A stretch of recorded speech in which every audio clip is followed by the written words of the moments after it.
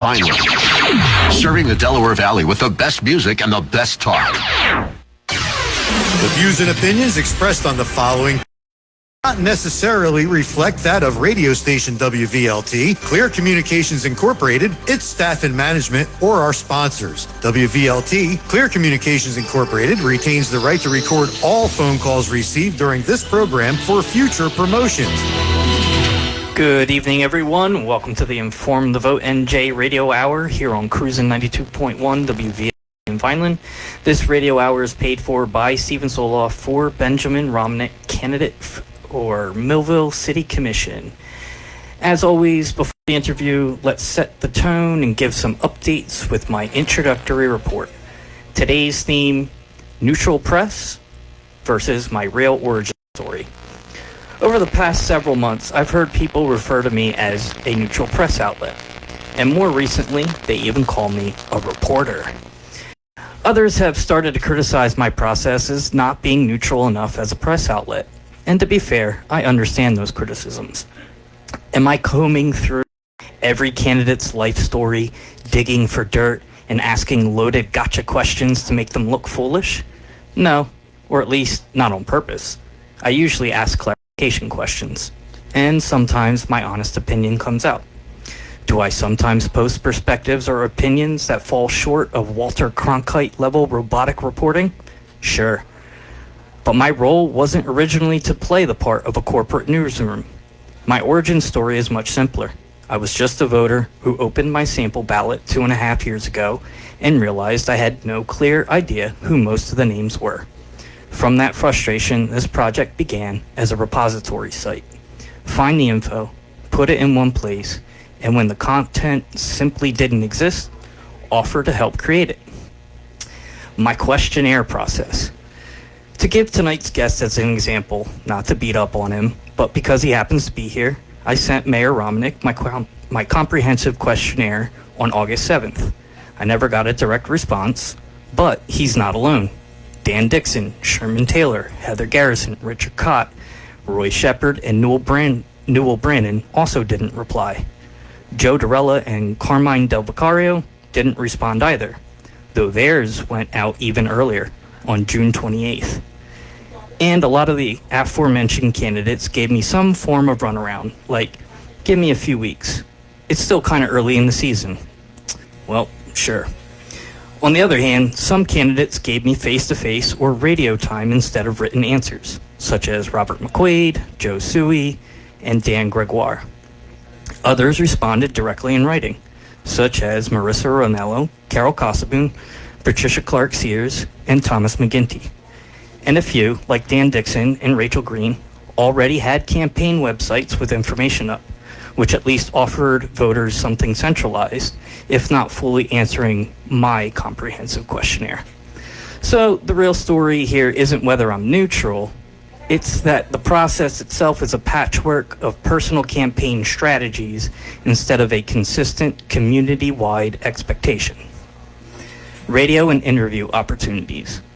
Beyond questionnaires, I've offered interview opportunities through radio and podcasts. Some candidates declined.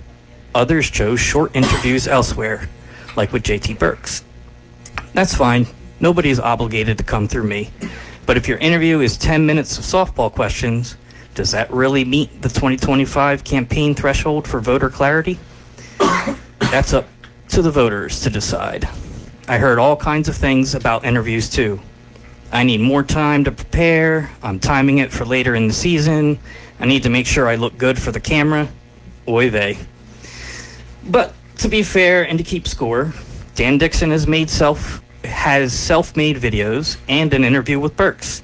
Sherman Taylor, I don't think I know of any of his interviews off the top of my head. Robert McQuaid, very highly accessible with multiple interviews. Heather Garrison, she has one man on the street interview from the car show with me. Marissa Ronello, she has one short interview with Burks. Dan Gregoire did one in-depth sit-down interview with me in his home. Carol Cossaboon, no interviews. Richard Cott, he has one self-made campaign video. Patricia Clark Sears did already do an interview with me and may do another one soon. Team Millville, also known as Joe Dorella, Roy Shepard, and Carmine Del Vicario.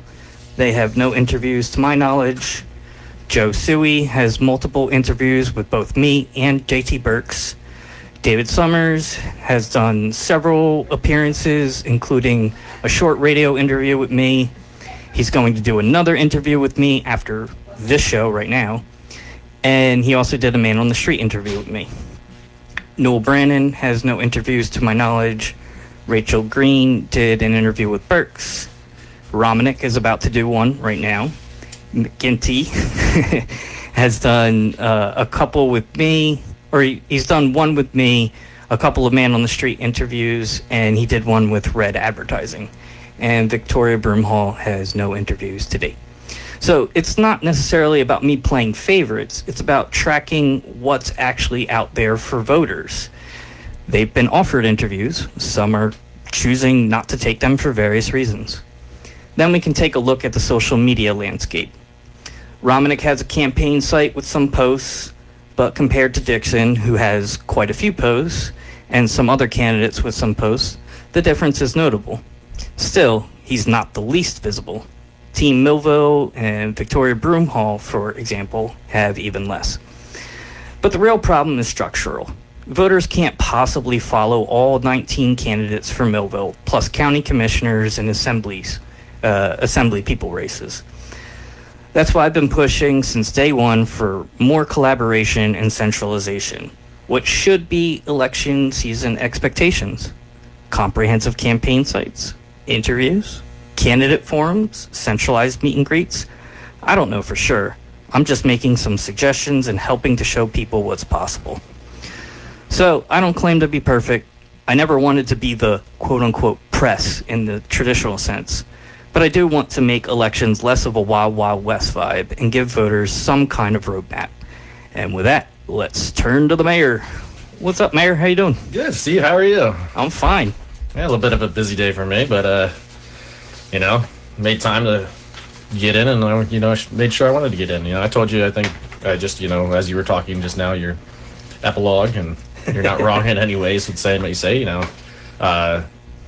It's a busy time of the year for especially any candidates, especially like the incumbents. We're dealing with, I was just telling you right before we got on. I got city planning board meeting tonight. 8 applications. Some of them are going to be quicker than others, but I got, just looking through, I got Walmart's on the application, and it's about their parking lot, which is going to be interesting. There's a lot more into it, but to always refresh myself on certain things, because I, just like you said, not into the voting public, it's hard to keep tabs on all 19 candidates. Oh, sure. And in my role, it's hard to keep tabs on every little bit of information that is out there, and what boards I'm on and what boards I'm not on. But I still get asked every single question. I'm sure you do. And that's I can hark on a little bit. I know it's a candidate forum, but the form of government that Millville has is so unique and outdated and antiquated. It's everybody and anybody always wants to talk to the mayor, and sure. A lot of the questions I get asked, it's not sorry ma'am, sorry sir, it's not my department. I cannot I don't have any say in that. Right. You could actually unpack that a little bit. So could you explain, I guess you're referring to the Walsh Act and Correct. How all 5 commissioners have their own little role. Could you maybe briefly explain that, and then whether you're for it, against it, what kind of change might you want to see with that? I used to defend the Walsh Act when I was not mayor. I was just a commissioner, I got elected in 2021, assumed, role of commissioner in January 6th in 2022. And I would defend the Walsh Act, saying we didn't know enough about it. We didn't explore the whole capabilities of the Walsh Act. But the Walsh Act and the Board of Commission, which the city government of Millville is a board of 5 city commissioners, each overseeing a department within the city. So of those 5, my department, Public Affairs Office, Public Safety, Parks and Public Property, Revenue and Finance, and Public Works. They act, as well as a commissioner, they act as the director of that department. Mm-hmm. So, if you want the truck, say if somebody, all our city vehicles are white, like the utility trucks, sewer and water, everything's white. If you were director, say, of Public Works, Sewer and Water, and you didn't like the color white, go ahead, purchasing, right now, times is all for purchasing new vehicles. Go with, get silver. If you want to do that and mess up the whole diodes of the city workings, you have the upload power to do so, and nobody can tell you otherwise. Right. Now, when it comes to voting for that, if you hide it in your line items and on your budget, for your budget for your department, yeah, that could absolutely happen. I mean, we don't have any other control or say over another department. Now, that's where the relationships and the people and the true politicking comes in this role. You have to communicate and make sure everybody knows. Yeah, this is because then if and this does happen, and it's unfortunately it's the people that are doing this peoples that are in those positions, we're just not communicating, and the worst is getting blindsided. Any politician will tell you that. And if you are ignorant and you truly do not know, a lot of it is common sense or just asking within the department, maybe not the commissioner itself, or just, hey, is there any new news, any of this, in the past, is this, you can kind of see the future or portray the future. And so, but the worst is you get stopped on the street and you're like, hey, I saw this I saw this somewhere. What's happened with this? And you're like, deer in the headlights. It's like, I guess I'll look into that. I never like getting that, and but that's just bad communication. Yeah, to be fair to all you guys, I was about to say before you started talking about that, we need the public to remember that the commissioners and the candidates, they have lives too. It's not a full-time job. Right, you've got a full-time day job. People are running their businesses, they've got families, they've got other commitments, and so you can't necessarily expect every commissioner to go down every rabbit hole. There has to be that baseline trust and communication. That's where you rely on the employees, and I could just talk about the bad employees. I'm not going to name names, but there was a turnaround of employees within City Hall. People that I just was explaining this to forget who. And that's another thing. At our level, you talk to hundreds of people in a weekend, and you can talk to 1,000 people in a week, whether it's a phone call, an email, a text. It reminds me of being in the bands. Yeah. I'd be in 4 different bars, and everybody is like, remember that conversation we had 3 months ago? Maybe? Yeah. Well, always when I see somebody and they're like, hey, Mr. Mayor, remember me, this and that, I'm like, okay, I need a date and a time, and if you can tell me what the event was, I'll remember the event, and then I'll remember you. Right. But it's even when involved in state events, like New Jersey Conference of Mayors, nothing is in South Jersey. I traveled 3 weeks ago to Bays Head, New Jersey. Nice place, right on the coast. But 2 hours north, no matter what. It's on the turnpike, it's on the parkway. And it just, they're noting that none of the and they talk, the board of directors, they're like, nobody from the south comes up to see us. Well, gee, it's 2 hours away, and then it's 2 hours back. It's 4 hours round trip. And they're at night, or they're in the middle of the work day, and I'm taking a half a day of work. I'm taking no days of work, and it's just, and they are slowly realizing let's do things in South Jersey. And it's I'm not saying just come to the city of Millville. I don't really have other than New Jersey Motorsports Park, maybe where I can have a couple hundred people at the Officers Club area, but there's plenty of places in Vineland we can be South Jersey. We can be a communal group. Absolutely. In South Jersey, not just singling out, or go down to the shore. Yeah, there's that phrase that keeps going on, which is meet people where they're at. Well, it would be nice if they met us where we're at, right? Same. And I was just talking, I think last meeting, I said I went to a South Jersey mayor's dinner, and it was Gloucester and Camden counties, and they reached out to us to Cumberland County mayors, and I was the only one from Cumberland County to show up this. Yeah. And the president of the council, New Jersey Council of Mayors, Jason Cilentro, he was like, "Why is nobody from your area?" I was like, "Well, even here in Sicklerville, this is still 45 minutes north. Everywhere is north. Nothing, nothing will be west, nothing will be east, nothing will be south. We're the real South Jersey. Yeah, as they say. I love getting that's more me, but getting into arguments about Central Jersey. It's like, because nothing's south of us. I mean, there is, but like for event space wise, we're always going to, somewhere in there, Camden County. Camden County is huge. Speaking. So it sounds like it's a bit of a struggle to network throughout the different counties and areas and districts. Absolutely. I could stay local, but like Millville doesn't grow without me traveling and saying, this is what Millville has. This is who Millville is. Like, I mean, I am the mayor, so I don't have to have the board, and nor can we do that because of the sunshine law. But it's marketing the city at a personal and government level, saying this is, hey, who do we need? Like, I'm in conversations now for EV chargers, and that's at the municipal level. It's not Wawa putting them in. It's potentially the city of Millville working with a company. Now, I don't know how many. I know 2 people with EV cars in the city. I don't know how many but do you know that residents in Millville? There's 2 that I know of in Vineland because they're at my residence. Yeah. But I don't. Yeah, I'm definitely not going around with a camera being like, I saw 10 EVs today. Yeah. In Millville specifically. And I know these people, and it's like, one of them's not, they don't need to be out somewhere and charge it. And I was like, and the other one, I was like, they're part-time residents, and they probably park it at their house and charge it at their house. Yeah.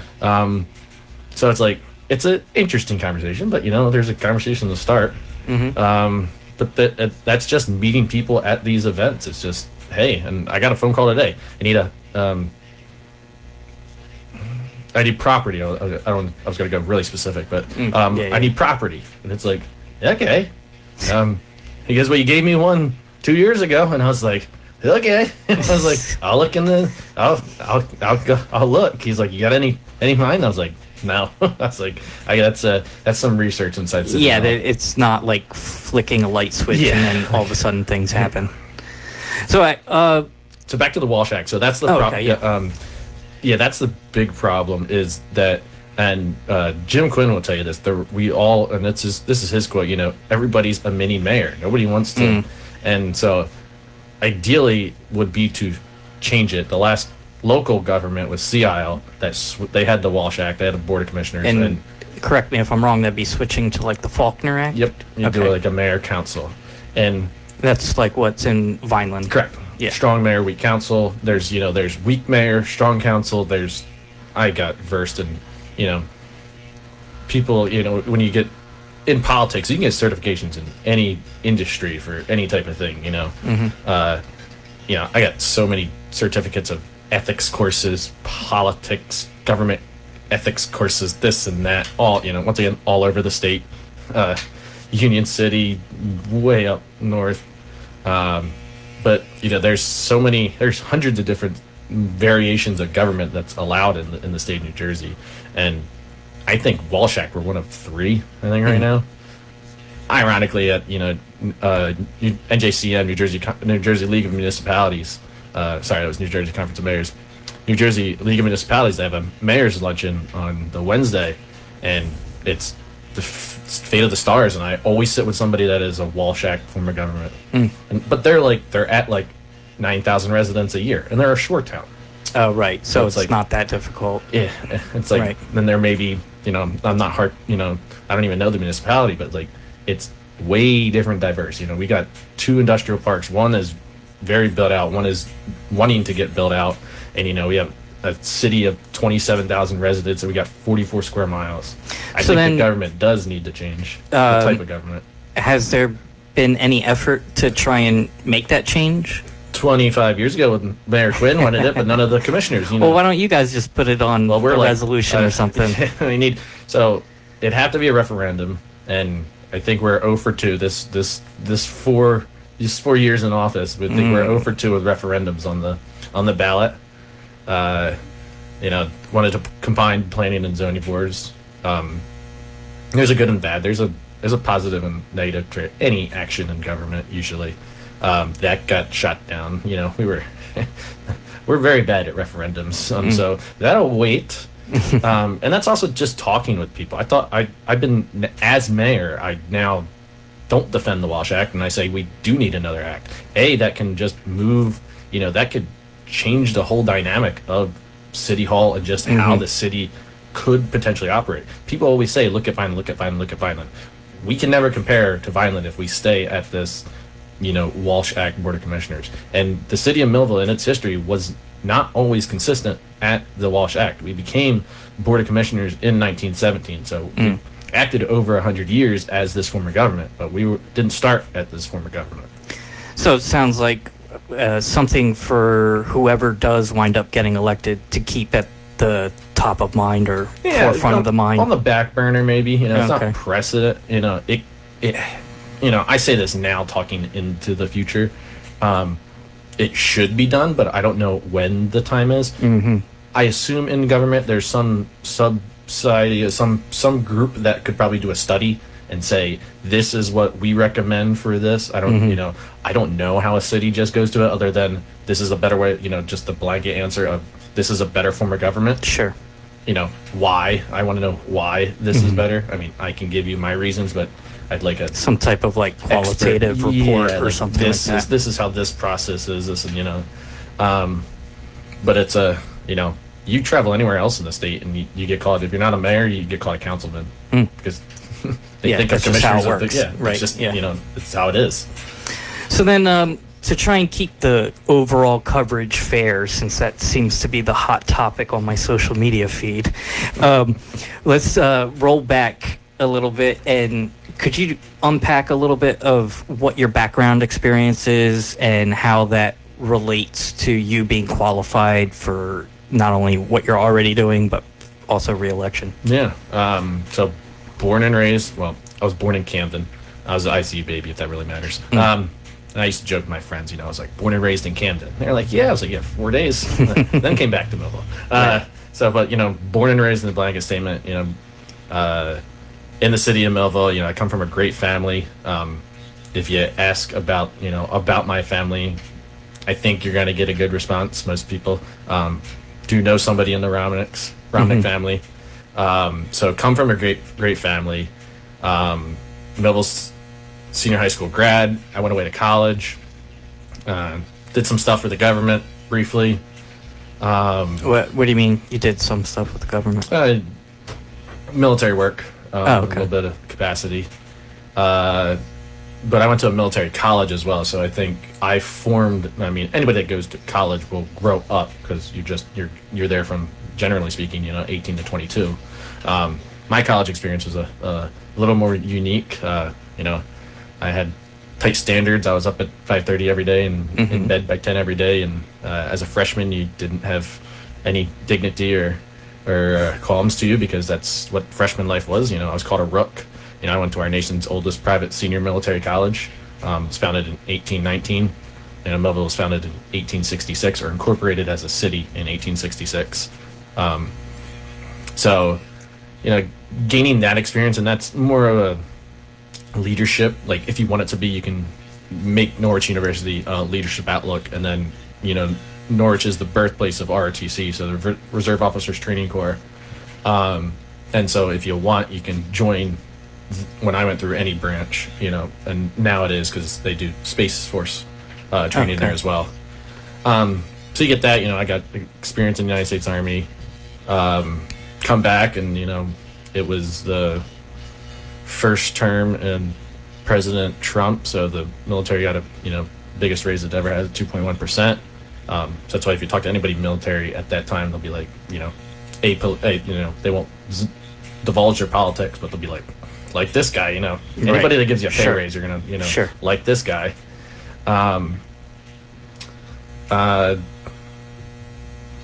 Didn't pan out, so I came back to Millville. Just started working in around the area, doing different jobs, and I paid attention to. I always knew. I probably couldn't name you the 5 that were in office, but I probably would name you 1 or 2. And I knew Mike. You mean from each term? Yeah, I knew Mike Santiago.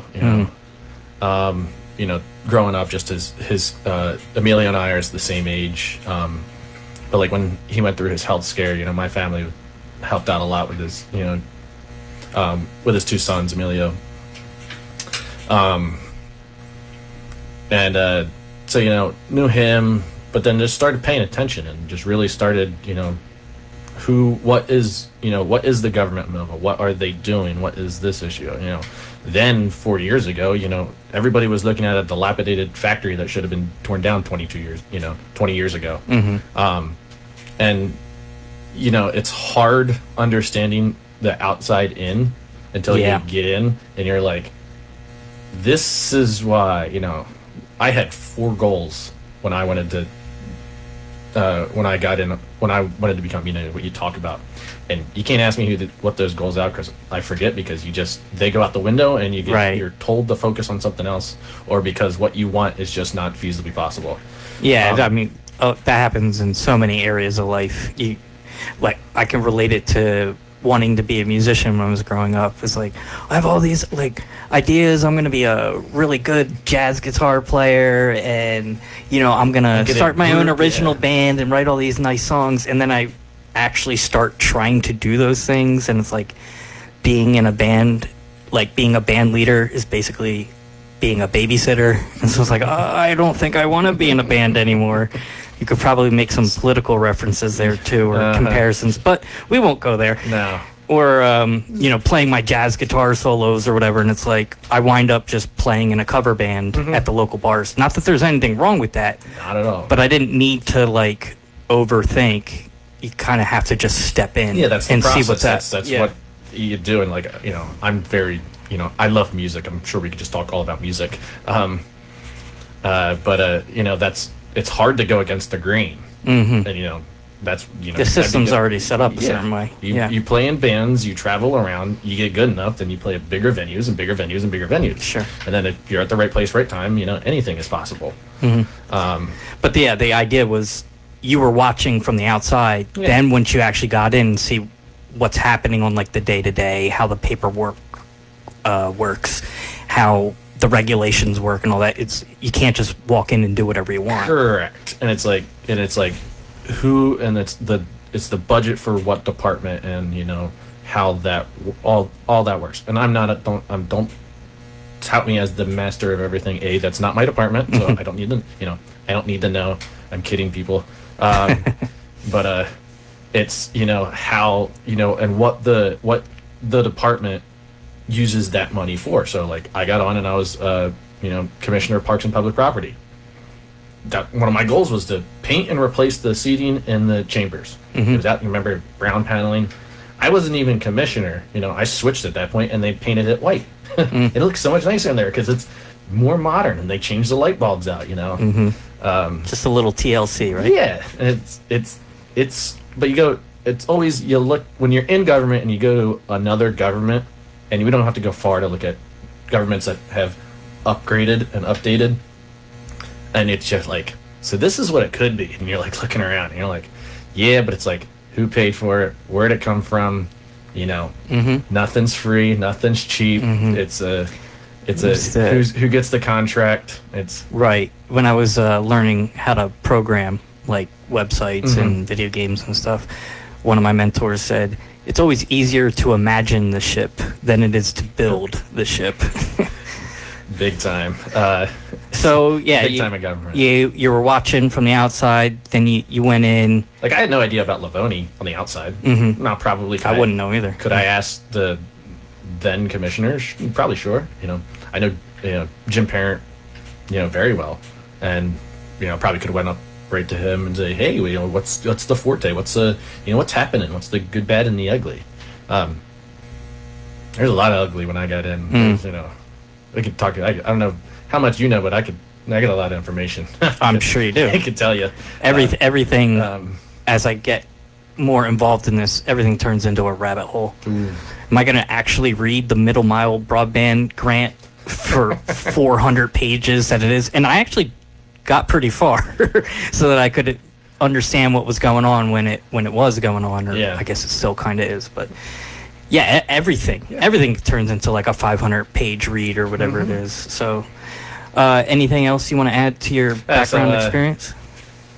And just anybody in my family would tell you that if you went out on the streets and asked somebody in my family or somebody that knows me really well and says, what can you tell me about, a Mayor Romanik or just about Ben Romanik?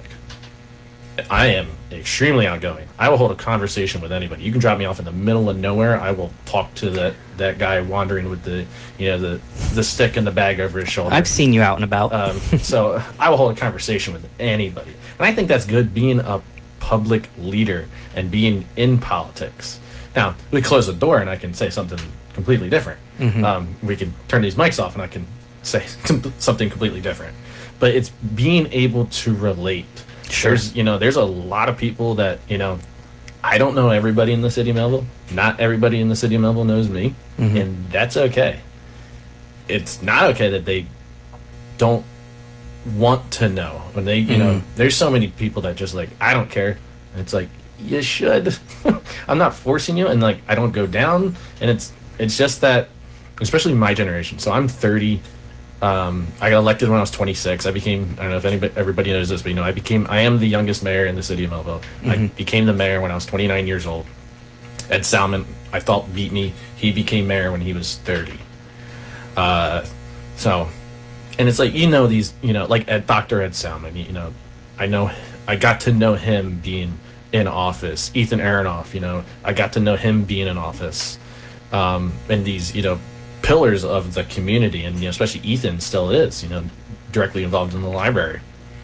And it's just being, you could be the best city commissioner and not necessarily be the most public, because you don't have to really be. Yeah. Just saying, like, the mayor is like a PR role. Oh yeah.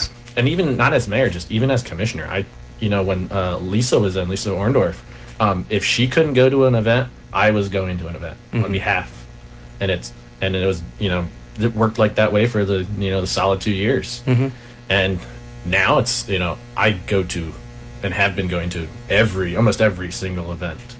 I got a list. I'd rather tell you the events that I didn't go to and why. It'd be shorter. So everything, but it was good in, I don't want to say it's bad now, but like, we had the Parade of Champions in 2022, the high school football team, the soccer team, the softball team, they all won, and it was cold. I remember it was because it was my birthday. We did it in February, but it's that to make a abnormal parade just because you're celebrating something, that's home good feeling things that you get. And that's what a community, really needs. I remember there was a panel discussion.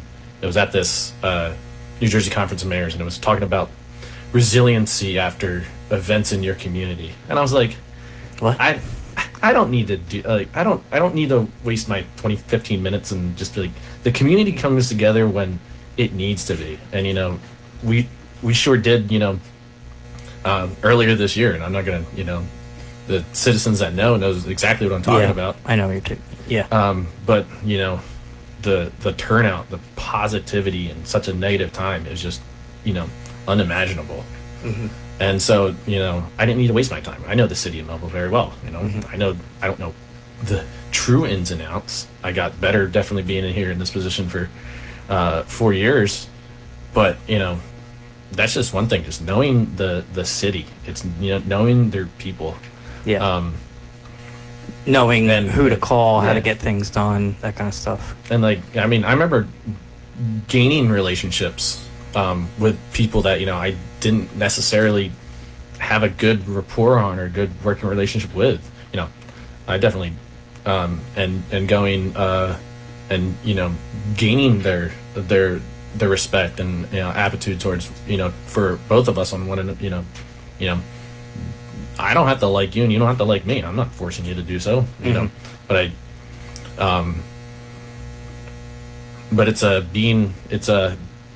and I get that, not being that people person, there are some awkward, tough times that, you're just if you're gonna be out there, you're gonna get it whether you like it or not. Right. So, cool. So then, let's move on to more like agenda items and stuff. So, basically, if you were to be reelected, I guess what 2 or 3 broader visions do you have for taking the city in certain directions? So, like, well, it'd be a carryover. And just like I said, I didn't know anything about Levoni outside going in. That was the first big deal. And, Levoni's now up. They're already approved for phase 2. So that's building what they already had. And the building that they're currently at now, it's fulfilling the upstairs, which is like a curement of meats. And then into their packaging process, which is on the downstairs level. But next door, behind them and next door to them is CRP, and that's a big project that, will need the city's involvement in for the next, their build out of their phases. There's 3 phases of it, and, seeing that come to fruition and seeing, like, it's great that we sold the land. It's great that we, we had that property to be sold and, to develop that, the James R. Hurley Industrial Park. Right. But it's still, there's nothingness. There's trees and dirt, and it needs not to actually be built. Yeah. The ship needs to be built. Yeah, and to see that build out. And that's another thing that Mayor Orndor said, I remember her saying this early on, it's like a lot of what we do here and now won't happen here and now, but it will happen 5-10 years down the road. You're laying the groundwork. Yeah. And just to clarify, would this be kind of like overall economic development that you're talking about? Yeah, so overall, so it's not just, so seeing the west side being built up, it can never be, because half of the James R. Hurley Industrial Park is the airport. We're in a working relationship with the DRBA now, but that's ongoing talks. So it's never going to be what the Mike Lascardi's is. That's just there's a business, and you turn every 5 feet, and there's a different business. There's a car dealership. Hot sauces out there. You got Durand International. Penske trucks, they were a big one. That's one thing that like almost shocked me. I remember that because they came for the planning board because they redesigned their office and then Bay Squad, and it was Penske trucks, but it was also like the Eastern management of Penske trucks. And I had no idea. They were like, we were here for 15-20 years and we want to improve on it, make it better. And we were like, okay, cool. Like, sounds like a good idea. Growing up, of the industrial parks, but for the James R. Hurley one to be developed and to continue to be developed, that would mean a lot to stay in office and see it and be a part of it. Sure. I think I saw on Facebook. Correct me if I'm wrong. Did you say you were directly involved in the Levoni project? Yes, that was one of my first big meetings I ever went to in office. I can't remember the exact date. I can tell you what I was wearing because I showed up in slacks and a polo, and there's these Italian guys in 3-piece suits and city government and suits and ties, and I remember sitting down and then. Business administrator Ray Compreri looks at me in the eyes and says some very colorful language, and I realized this is serious. And that meeting was very serious, but it came out, and it was the positive because we struck a deal. But I didn't know that, and that was because I was there because we were selling public property, so it was my signature. I was there to sell that public property. Right. And that was a true eye-opening deer in the headlights. Like, whoa, this is government. This is work. the big boys club. Yes, this is not just yes. Put 4 walls up and a roof, and go through the process, and it's done. This isn't handing blow pops out in the cafeteria to try and get votes. Yeah, no. This is not. This isn't the shaking hands and kissing babies mantra. Yeah. So that was a big eye opener, and that was a couple of hours. I remember it being very tense, but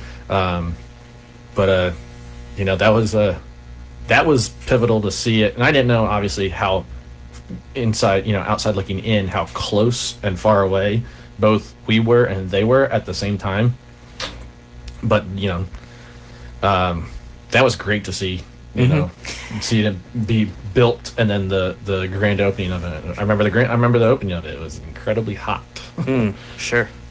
So then, I think I also read on Facebook that a lot of the economic development, when you bring in the ratables, it's not just about the having the rateable, but what it can lead to. I think you mentioned cleanliness and safety and all that. Can you spell out Correct. So, what you mean by that? Yeah, so we'll talk about like a CRP. So CRP comes with a 30-year pilot program. Pilot stands for payment in lieu of taxes. And that's what like big business, that's what municipalities, there's a give and a take with a business that wants to come in here, and what do they get for being here? You can't just any municipality, they can't, just sell the pretty dirt and the pretty landscape, and you got and here you go, buy it for us. So that was a tough pill to swallow. I wasn't in, why can we do 25 or 20? Why can't I do 15? But you saw what 5-year pilot programs did to High Street. So so just with that, that has over 189, 193 million through the 30 years. So there's per phase, there's a set number. I'm not quoting any numbers. It's in that, the 500 pages you can look through the presentation kind of thing. I used to remember this when it was going on, all phase, what it could be. But that will, that is, that'll go towards, everything in the city. It could be, obviously who's there makes that decision. But it's just like cannabis, seeing, we got a check for 37,000 at the end of last year, and then we got a check for 25,000 already this year. Finally got $801,000. But not to complain, but it's and cannabis goes into general funds, and so you can just say like little things like all new merch, hoodies for every guy, all the departments are going to work outside. You could spend that $1,500 or whatever, just have, but then again, I can't just do that. Talk to the commissioner. Does the water department, does the sewer department, do you want to do that for all? So then it works, back that way. But yeah, getting, you always need, municipality always needs to reinvest in itself and to improve itself. When you have stagnant years, and just like, for instance, vehicles, construction, engineering and construction department get new vehicles every year, and after that year they automatically get rolled into the police department. So the police department is getting a new vehicle, and they're also every year the police department is buying themselves that 2, 4, 6, whatever they are, because a cop car gets the living crap beat out of it. And so, but that's just another caveat thing that many people don't know. But just in the construction engineering department, they're getting 1 or 2 extra vehicles on top, and now they're Tahoes we have in the inspection department. And I remember driving and riding in one. I was like, this is nice. I texted Chief. I was like, this is like lieutenant sergeants, and he was like, yes, lieutenants and sergeants only. So like Captain Hager was driving like in a 04 Caprice that had or a 2008 Chevy Caprice, and I'm like, that's what our captain of police is driving in. And now he's in a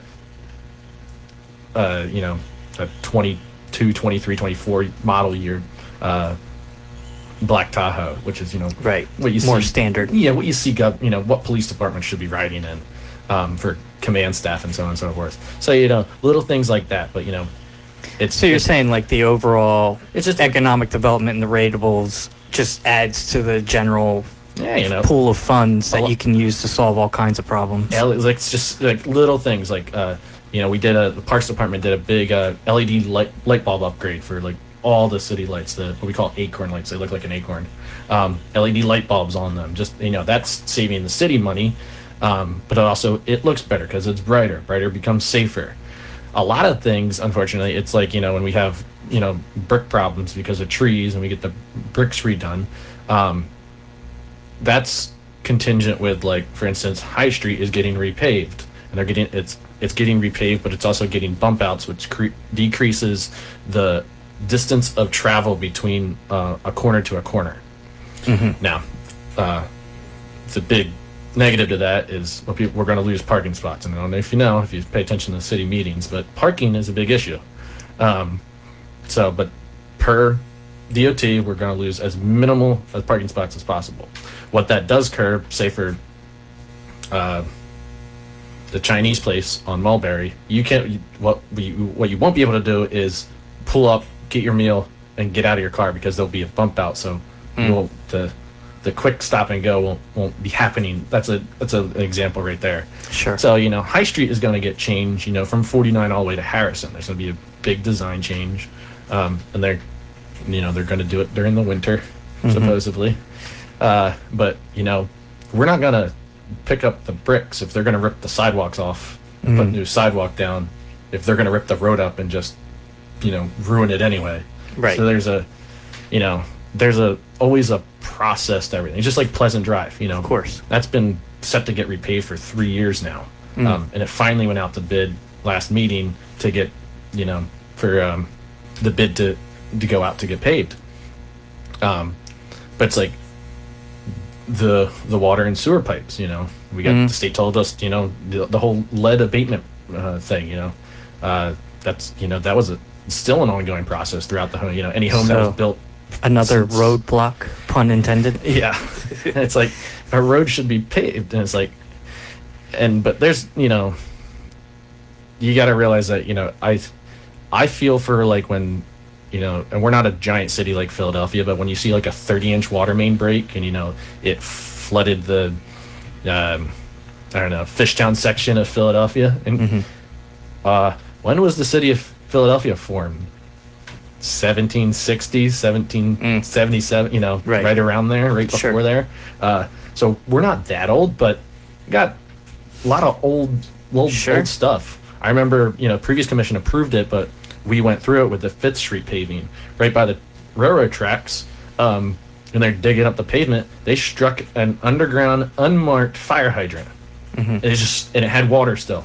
And with that, the water department, fire department, water department know where the fire hydrants are, but there was no map for this thing. So there's no map. They didn't know how to turn it off. You gotta get in there and do the old school troubleshooting and take a look at it yourself. Yeah, so it's like, when was this in place? Why was it buried and not capped? And why was it still there? So it's like, and like I said, we're not 1700s old, but, we're still up there. We founded, incorporated a city in 1866. I think Captain Buck came here through, I don't know, I'm going to get yelled at for this, but early 1800s? I don't know. So, there's still old infrastructure that, it'd be nice to get somebody brushed something under the rug at some point, right? That's bad government, but, it does, it happens. And it happens everywhere. And now you just happen to be there, and you got to deal with it as it comes up. So it's improving on what's already there to make it better for what the future is in Millville. So continue to, right now being in public affairs office, inspection, zoning, and code enforcement, we get the, it's the nuisance phone calls and it's the nuisance complaints, but it's also like, it's also just normal patrolling of the code enforcement, just saying like, we don't do this. Right. And then with that, every city has useless codes and they don't get enforced. Like, for instance, like a big old book of stuff. Yeah. Right. They're called the Green Books in Millville. So, and it's impossible to enforce everything, and some of them are stupid. But if you go down and want to enforce something and push with it, everybody has to be on the same page. That means, and that's where you get, it's like, well, we don't want to do this. It's not worth it. It's not. There's always a we don't want to, and then insert reason. Well, sure. So, Sometimes like things change. Yeah. And so the code that was written in 1947 no longer makes sense or whatever. Yeah, because most houses had one family car. There's not 4 families in one house, and they have 4 different cars. And, you're only allowed to park one registered vehicle off your driveway, like in your yard, because they're meant to be parked on the driveway, right, or in a designated parking spot on the street. And it means somebody at some point had way too many cars parked in the wrong spot, so you had to write it down, right? And so, like, there's a, I got, watch my time, but can't believe I could talk for hours. Well, then let's just to try and keep the coverage as fair as possible. Yeah, are there any well-known issues that you want to address before we finish up in about 6 minutes?